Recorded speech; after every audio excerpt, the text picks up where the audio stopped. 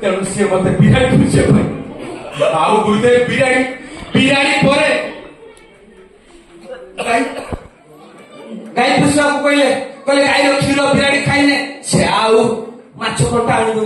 ताकू पिसी संभाली पारिनी बहुत कष्ट शेष विवाह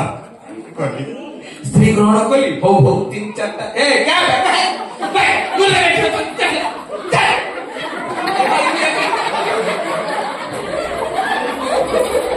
ये कौ 3टा आओ पत्थरटा उपाय नहीं बुझे जितु मिश्र आगे मु कही गीता को साहित्य रखिबो आगे किंतु गीता साहित्य रखिया पालन कल मु भी ये कही प्रतिदिन तुम गीता पढ़िबो तो जदि गीता पढ़ी साहित्य रखा कहले मु साहित्य रख दे आ साहित्य के रखला पर पुणी काढी पड़ियो ना पड़िया लागी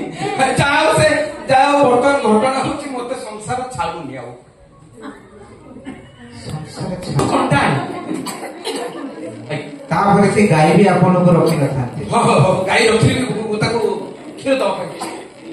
जितु मिश्र ये आश्रम को तुम कौन कल जितु मिश्र ओ प्रभु आउ गुरुदेव कौन करिवे ए संसार तो मते आउ छाडुनी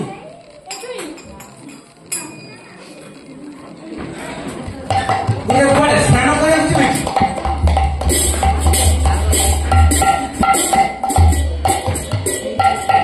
ए गुरुदेव गुरुदेव शिमिली गछ कटा लागि छी गुरुदेव ताको कुंडा तुनी रक्त भाई को पड़ते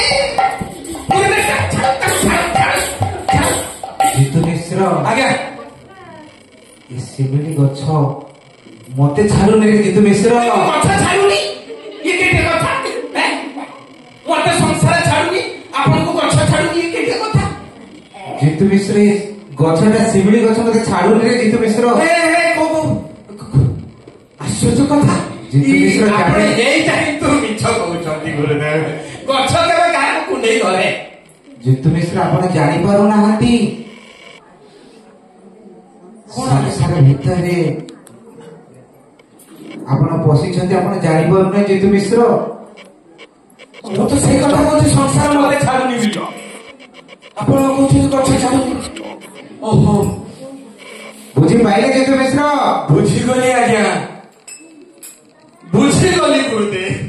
ବୁଝିଗଲି ଚାଲନ୍ତୁ ଗୁରୁଦେବ ଚାଲନ୍ତୁ ଚାଲନ୍ତୁ ଗୁରୁଦେବ ମୋର ସମୟ ହେଇଯାଇଛି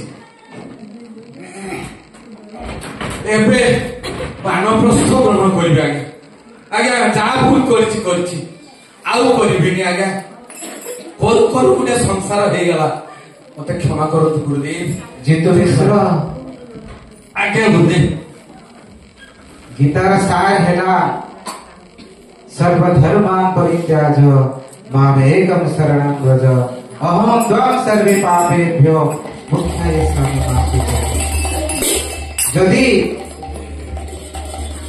आमे प्रतिदिन भगवत गीता सब छाड़ी भगवत गीता अध्ययन करवा भगवत गीता आम जीवन में पालन करवा ताहले ये आश्रम आश्रम भय रही था जितु मिश्र कौन कले तुम्हें जो छाड़ी के जाइए आश्रम को एते कष्ट पाइल तुम्हें बहुत कष्ट पाइल मु अनुभव कर जितु मिश्र से आमे समस्ते जितु मिश्र हेबानी आमे समस्ते भगवत गीता जितु मिश्र कौन करे भगवत गीता को साहित्य रखिले गोटे उपदेश पालन कले जदि प्रतिदिन जितु मिश्र गीता पढ़ी था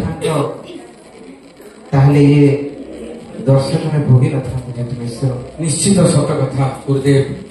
मोर से भूलटा हे गला गीता को ठाकुर घरे रखिदेली जदि ठाकुर घरे न रखी बाहर रखी थांती एवं ताको प्रत्येक दिन पढ़ी थांती सफा करी थांती ताहले आजीवन ए दुर्दशा हे न थांता